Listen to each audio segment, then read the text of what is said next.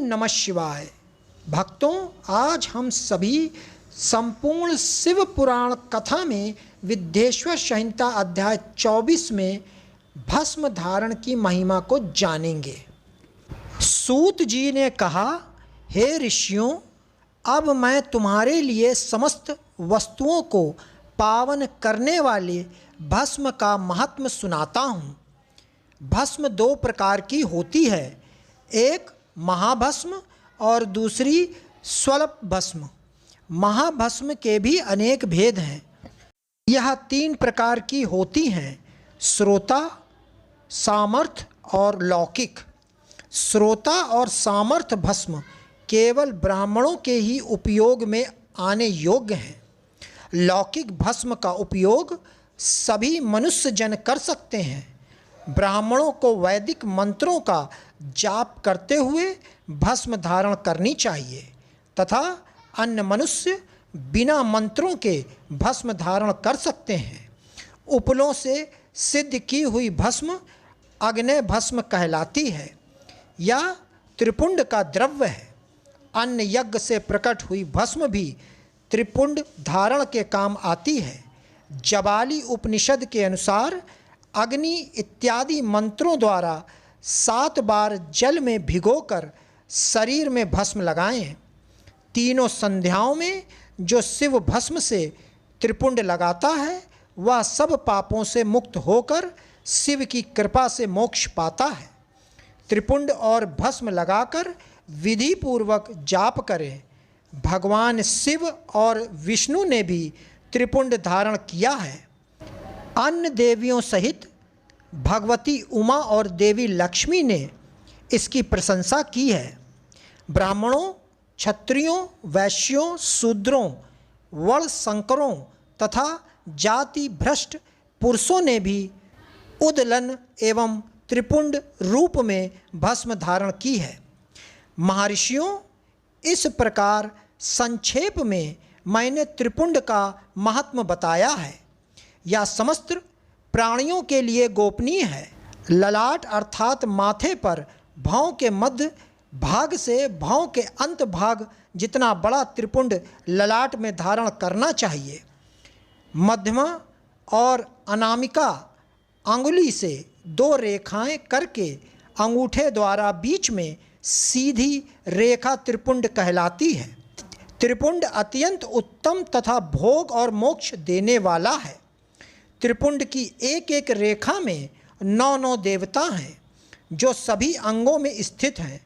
प्रणव का प्रथम अक्षर आकार, ग्रहपत्य, अग्नि, पृथ्वी, धर्म, रजोगुण, ऋग्वेद, क्रियाशक्ति, प्रातः सवन तथा महादेव ये त्रिपुंड की प्रथम रेखा के 9 देवता हैं। प्रणव का दूसरा अक्षर उकार, दक्षिणाग्नि, आकाश, सत्वगुण, यजुर्वेद, मध्य दिन, सवन, इच्छा शक्ति, अंतरात्मा तथा महेश्वर ये दूसरी रेखा के 9 देवता हैं। प्रणव का तीसरा अक्षर मकार, आह्वानीय, अग्नि, परमात्मा, तमोगुण, भूलोक, ज्ञान शक्ति, सामवेद, तित्य, सवन तथा शिव ये तीसरी रेखा के 9 देवता हैं।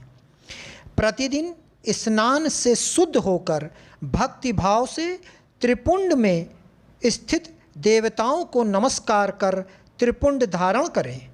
2 भोग और मोक्ष दोनों की प्राप्ति होती है।